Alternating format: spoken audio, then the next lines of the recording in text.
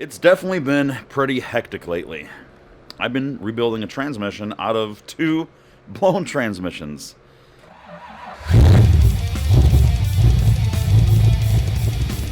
So I got double of everything at this point, and we're gonna try to make sense of it. All for Zip Tie Drags. All last minute. But before we hit the road to Zip Tie Drags, there's still a lot that needs to be done. There's transmission parts and tools everywhere. There's a new torque converter. There's the main case. There's the blown junkyard 4L60E that I'm salvaging a lot of parts from. Check out the sun shell. So in the junkyard sun shell, there's no teeth left on that one. And the one that was in Freebird originally doesn't look any better. Here's my collection of clean parts, and all the bushings have been installed at this point. So I got the case prepped, installed 2 new coolant line plugs, replaced that bushing and dropped in the piston, put together this sprag assembly, and I got some clutch discs soaking. So this is the way this one got put together.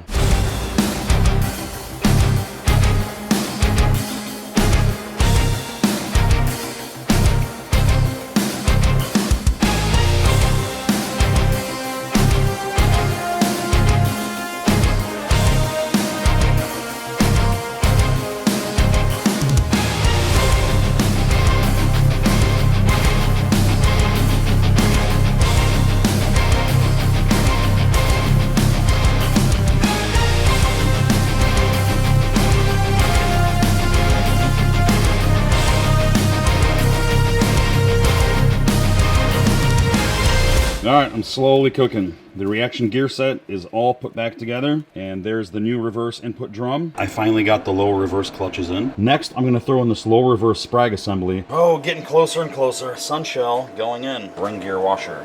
Next piece, the planetary set. So originally my game plan behind this video was going to be a full-blown learn-as-you-go tutorial. But honestly, the truth is, I don't have about 3 weeks to film it, and zip ties in about, well, I gotta leave in about 8 or 9 days, depending on when I leave. So let's get into that input drum via montage.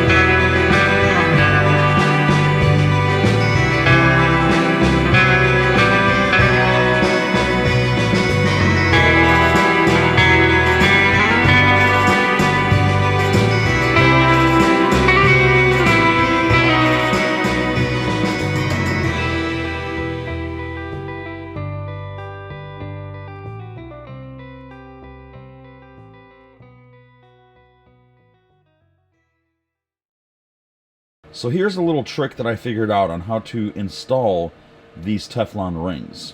Now, you basically have to stretch these out and you have to resize them. So, as far as the resize goes, I know that might look a little bit too steampunk, but it's doing exactly what it needs to do in a very budget way. To install these rings, the first thing you're going to do is you're just going to get your average to-go container. You're going to cut this thing down, lube this up. I don't know if you can tell, but my table is basically the Red Sea of ATF, so find a spot on the table to lube up your Teflon ring with. So slowly start stretching it down. This and installing the pistons is like the scariest part about these trans rebuilds. Alright, got that guy in. Table, Red Sea, ATF.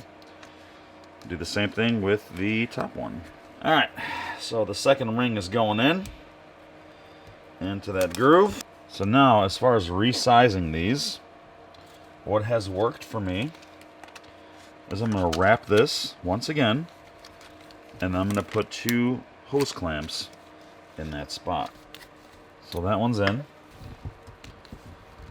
Oh, it's getting closer and closer. So I got those Teflon seals installed. All these clutch packs are set up and good to go. The pump is all together. So now I'm going to put these 2 together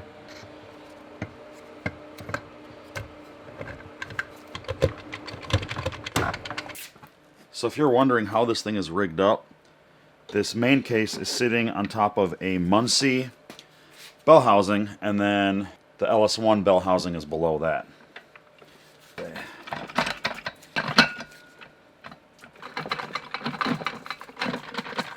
Alright, so I got the input drum, the reverse drum, the band, and then the gasket for the oil pump.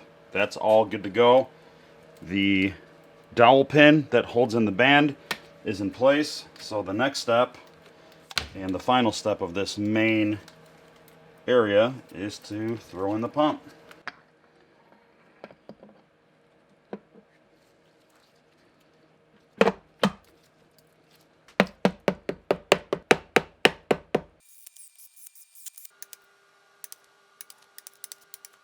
I'm going to give you guys the best advice that I can give you.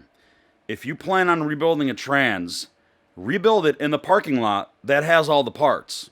Because every 2 days I have to stop because I don't have some kind of very specific washer to give me the right clearance or plate or whatever it may be. I got the case together. I'm like, yes, I'm finally getting to this point. I checked the end play on the input shaft. It's at 0.010 of an inch. Minimum is 15. Great. So now I don't get to put this together anymore. Now I have to go back to the store and buy a smaller washer. Tips and tricks. There you go. Rebuild the trans in front of the trans parts place. So last night I got all the internals of this case done. I ended up having to do it twice because once I put in the selective washer that goes on the input drum and I put it all together, I was only at 0.010 of an inch clearance. Now, the end play on this input shaft should be between 15 and 33 thousandths. The nice thing is I have two of these transmissions, and one of them I've been using for parts, as you can see right there. And after talking to one of my power tour friends, he suggested, why don't you check the washer out of the old transmission? I was so mad at that point, I wasn't even thinking. The selective washers that I had were 112 thousandths of an inch and 101 thousandths of an inch, and I needed to be below that. Well, when I pulled the one out of the old transmission, it actually ended up being 88 thousandths of an inch. So my end play right now is exactly where it needs to be. Check this out.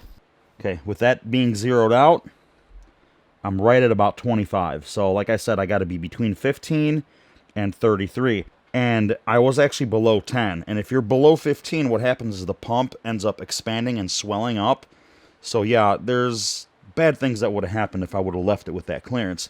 But with that washer, I'm exactly where I need to be. So I can finally move on to the next step. By the way, thank you, Ben, for all the millions of questions you've had to deal with over the last 3 weeks. I really appreciate it, man. Thanks. Oh yeah, make sure that you end up reinstalling that O-ring. So the next thing to do is to reinstall the 2/4 servo assembly. There it is. It's all been rebuilt. All new Teflon rings and oil seals and all that other fun stuff. So let's lube this thing up.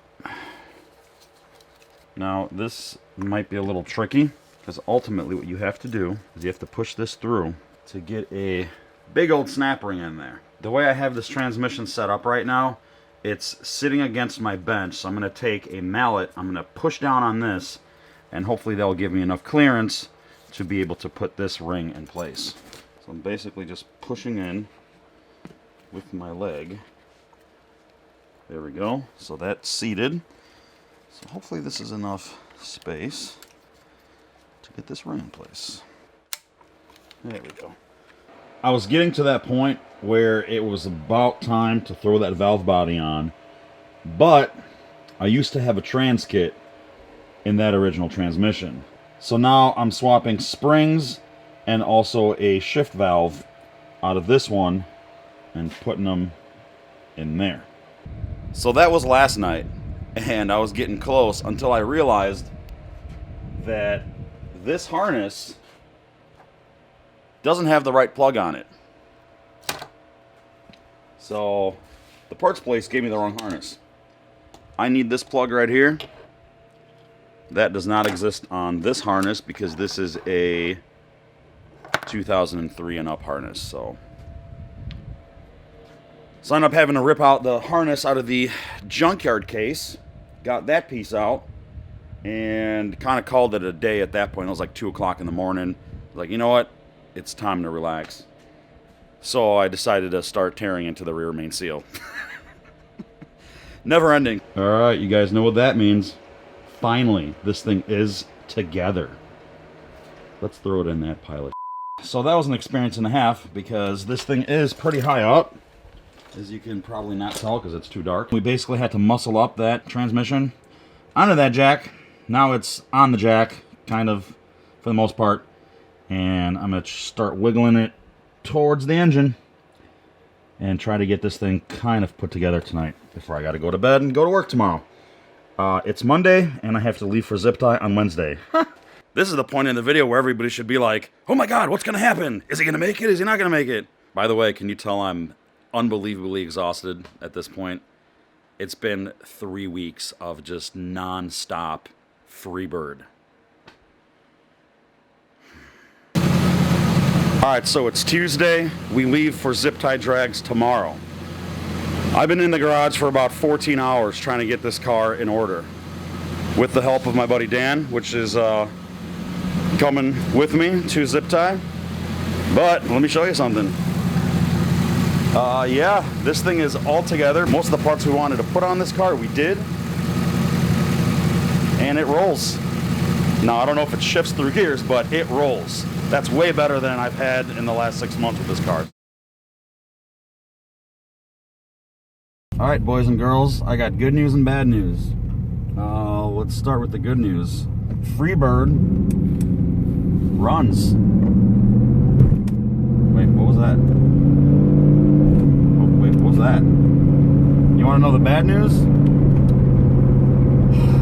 The pressure control solenoid is faulty, or the harness is faulty. So we are on our way to Zip Tie Drags, stopped at O'Reilly's because we got a engine code up. We have 6 engine codes, one of those being the pressure control solenoid. So if we run this car to Tucson, there's a very good chance we're going to overheat and we're going to burn up the clutches. And basically everything that I just did on this car, as far as this transmission goes right down the toilet. So there's no choice at this point. We basically have to hop in the everyday driver in the shapeless blob and take that. Alright, so I will give you guys a, wait for it, second gears, mint in this thing. This is what we're working with. Bridge isn't too icy. Third gear somewhere. Oh, check out the speedometer too. This is a good one. We're actually going 110 right now. Dude, we're going 115 and a 40. Sir, you know how fast you're going? Yeah, about 137. But the weird thing is check this out. Now, if I get on it, dude, it shifts like a dream. I don't want to get on it too much because it's a fresh build, but...